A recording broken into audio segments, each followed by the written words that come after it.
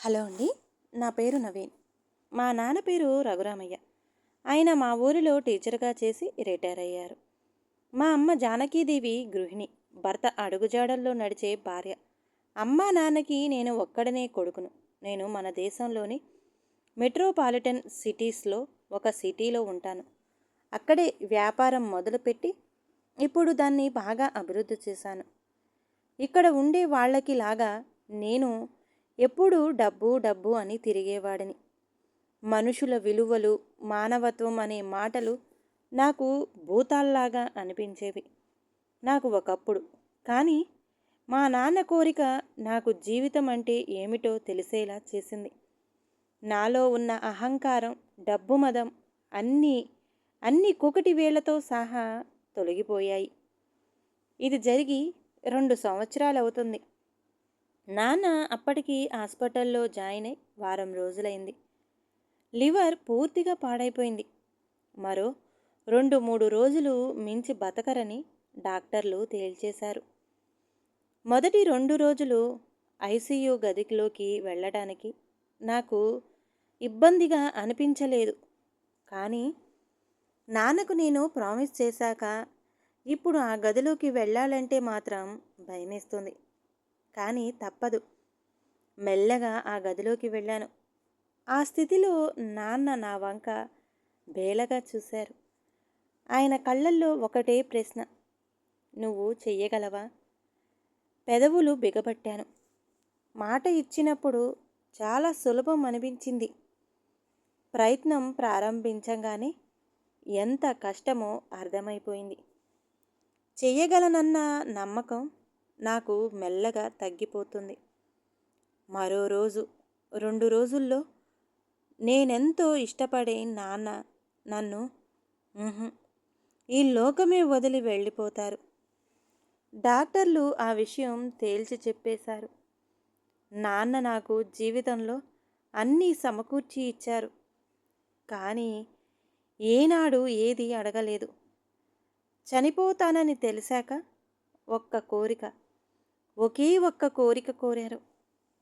ఏరా నవీన్, నేను చనిపోతే నా శవాన్ని మీ అమ్మ సమాధి పక్కనే ఖననం చెయ్యగలవా? అది ఆయన కోరినప్పుడు చాలా చిన్న కోరికలా అనిపించింది. అందుకే దానికి పెద్ద ప్రాధాన్యం ఇవ్వకుండా అలా అనకు నాన్న, మీకేం కాదు అంటూ తనకు బతుకు మీద భరోసా ఇచ్చే ప్రయత్నం చేశాను. నాకు ఇప్పుడేమవుతుందో రేమేమవుతుందోనన్న భయం లేదురా. ఎప్పుడు ఎలా జరిగినా చివరికి అక్కడికి చేరుకోవాలనే కోరిక మాత్రమే మిగిలింది. నేను వెళ్ళిపోయాక నాకేం కావాలో నిన్ను అడుగుతున్నాను. నాకు కావలసింది చెయ్యగలవా? తప్పకుండా చేస్తాను నాన్న. 3 రోజుల క్రితం నాన్నకు మాటిచ్చాను. మర్నాటి నుంచి ఆయన నన్ను మరింత పరిశీలనగా చూడటం మొదలుపెట్టారు. 2వ రోజు నా ముఖంలో నీరసం కదలాడటం ఆయన గమనించినట్టున్నారు. అందుకే అడిగేశారు, నేను అడిగింది చెయ్యగలవా? ఆ ప్రయత్నంలోనే ఉన్నాను నాన్న. ఆయనకు విషయం కొంతవరకు అర్థమైనట్టుంది. మౌనంగా ఉండిపోయారు. కానీ నాకేసి ఆర్తిగా చూడటం మానలేదు. ఒకవైపు ప్రాణాలు పోబోతున్నాయని తెలుస్తూనే ఉంది. మనిషి అప్పుడప్పుడు అపస్మారకంలోకి వెళ్ళి పిచ్చి పిచ్చిగా మాట్లాడుతూనే ఉన్నారు. కానీ కాసింత తెలివి వచ్చినా నాకేసి అలా ప్రశ్నకు జవాబు కోసమే ఎదురు చూస్తున్నారు. ఐసీలో నుంచి నెమ్మదిగా బయటకు నడిచాను. కారిడార్లో నా కోసమే ఎదురు చూస్తున్న నా భార్య ప్రమద్వర నా ముఖం చూసి అడిగింది, ఏంటి, ఆయన అడిగిన దాని గురించే ఆలోచిస్తూ బాధపడుతున్నారా? అవును, కాదు ల మధ్య తలాడించాను. ప్రతి సమస్యకు ఓ పరిష్కారం ఉంటుందన్నట్టు ఆమె అంది. చేస్తానన్నారు కదా, చేస్తానని చెప్పండి. అదే భ్రమలు ఆయనను పోనివ్వండి. పోయాక ఏం జరిగిందన్నది ఆయనకు తెలియదు కదా. మనం ఆ దహన సంస్కారాలేవో ఇక్కడే చేద్దాం. నేను మా ఆవిడకేసి నిరాభవంగా చూశాను. మనుషుల్ని మోసం చేయడం అలవాటైపోయింది. చివరికి శవాలను కూడా మోసం చేయడం. నేనేం మాట్లాడకపోయేసరికి తన కాస్త ఈసడింపుగా తల పక్కకు తిప్పుకొని తన పిల్లల దగ్గరికెళ్ళి అక్కడే ఉన్న కుర్చీలో కూర్చుండిపోయింది. నిన్నటి నుంచి చేసిన నా ప్రయత్నాలు గుర్తు చేసుకుంటూ అలా నిలబడిపోయాను. విన్నప్పుడు చాలా చిన్న విషయంలా అనిపించింది. శవాన్ని ఓ పెళ్ళెకు చేర్చి ఆయన కోరుకున్న చోట పూడ్చిపెట్టడం. అది నాన్న మాస్టారుగా ఉద్యోగం చేసిన ఊరు. నేను పుట్టి పెరిగింది ఆ పల్లెలోనే. 6 ఏళ్ల క్రితం వరకు నాన్న అమ్మతో కలిసి ఆ ఊళ్ళోనే ఉండేవారు. అమ్మ చనిపోయాక తనకు ఒంటరిగా ఉంచడం ఇష్టం లేక హైదరాబాదు తీసుకొచ్చేశాను. ఆ ఊరు సిటీకి 600 కిలోమీటర్ల దూరంలో ఉంది. అంబులెన్సులో ఆ ఊరికి శవాన్ని తీసుకెళ్ళడం పెద్ద కష్టం కాదు. కానీ శవాన్ని తిన్నగా శ్మశానానికి తీసుకెళ్ళలేం. అలా చెయ్యకూడదని శాస్త్రం చెప్తుంది. ఏదో ఇంట్లో దించి అక్కడి నుండి ఊరేగింపుగా శ్మశానానికి తీసుకెళ్ళాలి. ఒకప్పుడు ఆ ఊళ్ళో మాకు బంధుమిత్రులు ఎక్కువగానే ఉండేవారు. కానీ నేను హైదరాబాదు వచ్చేశాక వాళ్ళతో రిలేషన్ మెయింటైన్ చేయలేకపోయాను. అందులోనూ దూరపు వరసైన పెదనాన్న, పిన్ని అంటూ వరసలు కలిపి ఆప్యాయంగా మాట్లాడుకున్న ఆ తరం వాళ్ళు వెళ్ళిపోయారు. ఇప్పుడు పొరుగింటితో కూడా సంబంధం అవసరం లేదనుకొని టీవీ, మొబైల్ ఫోన్లతో గడిపే మనుషులు ఎక్కువైపోయారు. ఇలాంటి పరిస్థితుల్లో శవాన్ని తమ ఇంటి నుండే సాగనంపేవాళ్ళెవరు? ఆ ఊళ్ళో నాకున్న బంధుమిత్రులను గుర్తు చేసుకున్నాను. వాళ్ళల్లో నాకు మొదటగా గుర్తొచ్చింది మా బాబాయ్ కొడుకు వీరమోహన్. ఈ మధ్యకాలంలో వాడికి కనీసం ఫోన్ కూడా చేయలేదు. 2 ఏళ్ల క్రితం వాళ్ళ అమ్మాయి పెళ్ళికి పిలవడానికి వచ్చాడు. బాగా బిజీగా ఉండటంతో పెళ్ళికి వెళ్ళలేకపోయాను. బిజీ. మనుషులతో అనుబంధాలను కాపాడుకోవడం కన్నా ఇతరత్రా బిజీలు మనిషికి ఎక్కువైపోయాయి. నేను అందుకు అతీతుణ్ణి కాను. అందుకే వాడికి ఫోన్ చేయాలంటే కాస్త ఇబ్బందిగా అనిపించింది. కానీ తప్పదు కాబట్టి చేశాను. నాన్న ఒకే ఒక ఆఖరి కోరిక చెప్పి తన మరణాంతరం అక్కడికి తీసుకొస్తానన్నాను. మీ ఇంటి నుంచి నాన్నను సాగనంపుదాం అని అడిగాను. ఒక అరగంట ఆగి ఫోన్ చేయి అన్నాడు వాడు. అరగంట ఆగి ఫోన్ చేశాక అప్పటికే కుటుంబ సభ్యులతో మాట్లాడాడేమో విషయం వివరించాడు. సారీ అన్నయ్య, ఈ వారంలోనే మా పెద్దమ్మాయి, అల్లుడు ఆస్ట్రేలియా నుంచి వస్తున్నారు. వాళ్ళు ఇంట్లో ఉన్నప్పుడు ఈ కార్యక్రమం అంటే బాగా ఇబ్బందిగా ఉంటుంది అంటున్నారు.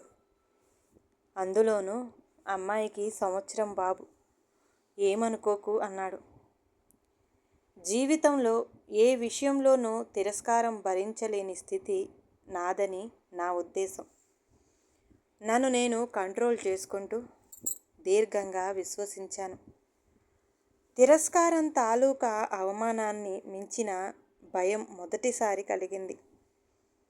నేను సులభంగా చెయ్యగలను అనుకున్నది చెయ్యడం చాలా కష్టమా?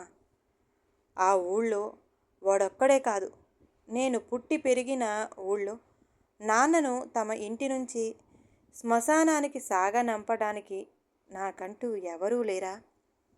ఆలోచించసాగాను. ఇలా ఆలోచించవలసిన అవసరం చాలామందికి రాదేమో.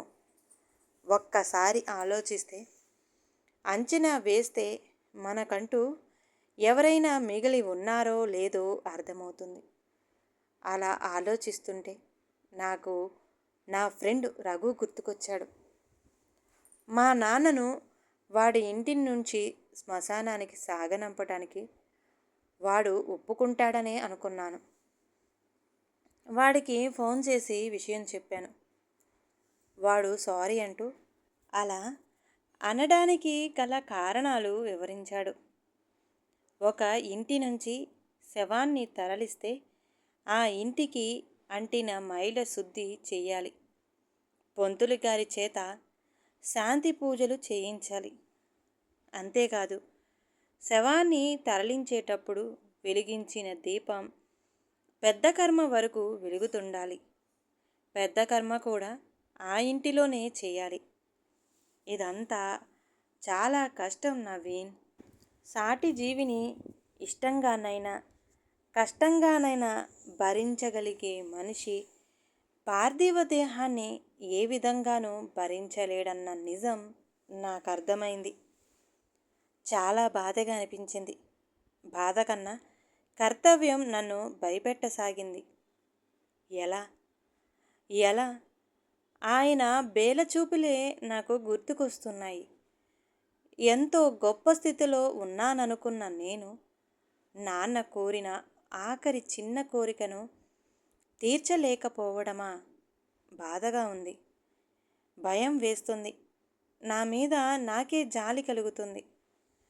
అలా ఆలోచిస్తుంటే రామ్మోహన్ గుర్తుకొచ్చాడు. తను నాకు క్లాస్మేట్ కానీ ఎప్పుడూ అంత క్లోజ్ ఉండలేదు. కాకపోతే తను సేవా కార్యక్రమాలలో చురుగ్గా ఉంటాడని తెలుసు. రామ్మోహన్కి ఫోన్ చేశాను. ఒక విధంగా అతడిని బ్రతిమిలాడుకున్నట్టుగా మాట్లాడాను. ఇది నాన్నగారి ఒకే ఒక కోరిక రామ్మోహన్. చాలా చిన్న కోరికే అనుకున్నాను. కానీ అది చాలా పెద్ద కోరిక అని, నా శక్తికి మించినదని ఇప్పుడిప్పుడే తెలుస్తుంది. మర్చిపోయిన పుట్టిన ఊరు మట్టిలో కలవడం ఎంత కష్టమో అర్థమవుతుంది. ఇందులో నాన్న తప్పేం లేదు. నేనే బలవంతంగా ఆ ఊరితో ఆయనకు సంబంధాలు తెంచేశాను. ఇల్లు అమ్మొద్దన్నా మనం ఆ ఊరు వెళతామా ఏంటి అంటూ అవసరం లేకున్నా ఇంటిని అమ్మేశాను. కొత్త రిలేషన్స్ మధ్య పాత బంధుమిత్రులను పట్టించుకోవటం మానేశాను. ఇప్పుడు ఆ పల్లె జ్ఞాపకాలే తప్ప ఏ విధమైన బంధం లేకపోయింది. చివరికి నాన్నను సాంప్రదాయబద్ధంగా సాగనంపడానికి కూడా అవకాశం లేకుండా పోయింది. నా మాటకు వాడు కదిలిపోయినట్టున్నాడు. సరే, ఓ పని చేస్తాను. ఊరి ప్రెసిడెంట్ని అడిగి కాసేపు శవాన్ని పంచాయతీ ఆఫీసులో ఉంచుదాం. అక్కడ నుంచి లాంఛనాలతో అదే పాడె కట్టి ఊరేగింపుగా శ్మశానానికి తీసుకెళదాం. అంతకు మించి మరో మార్గం లేదు. ప్రముఖ నాయకులను పార్టీ కార్యాలయంలో కాసేపు ఉంచినట్టు అలా ఆయనను సాగనంపాలి. తను కోరుకున్న చోటకు చేరబోతున్నానని ఎలా తెలిసిందో, అరగంట తర్వాత డాక్టర్ మా దగ్గరకు వచ్చి డెత్ కన్ఫర్మ్ చేశాడు. ఈ కథ నచ్చితే కనుక ప్లీజ్ లైక్ చేయండి. అలాగే ఛానల్ని సబ్స్క్రైబ్ చేసుకోవటం మాత్రం అస్సలు మర్చిపోమాకండి. అందరికీ ధన్యవాదాలండి.